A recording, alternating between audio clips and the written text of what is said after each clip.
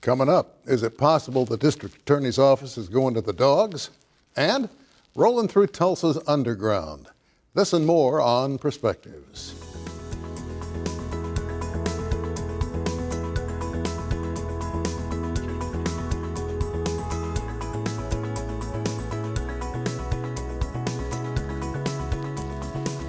Hello, I'm Sam Jones. Remembering back several years, it seems life lessons were easier to come by than they are today. Fewer distractions. And two, everybody in the family was willing to act as a teacher of sorts, passing on things they'd learned when they were growing up. They blamed Herbert Hoover for the Great Depression since he was president at the time, and Franklin Roosevelt was given credit for ending it and putting people back to work because he was president at the time. There were those who didn't like either one, and those who did. But the two things they all shared was they voted, and they listened to the radio. Since all of them had survived the Great Depression and later rationing during World War II, they also shared a make-do attitude.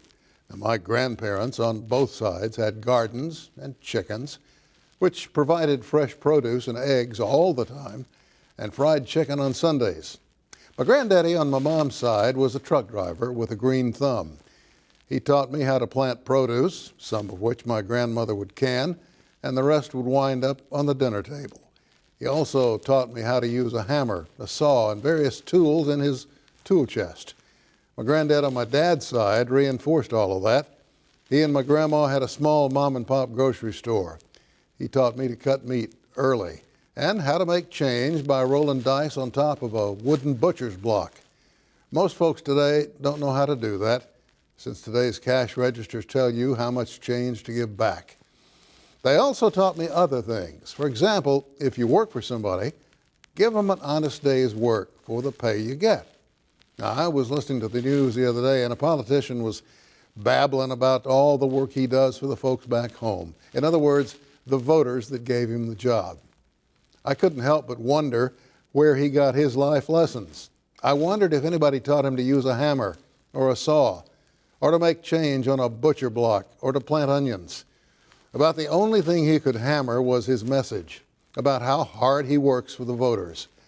I got the feeling the only thing he could plant was the thought that he could do it better than anybody else.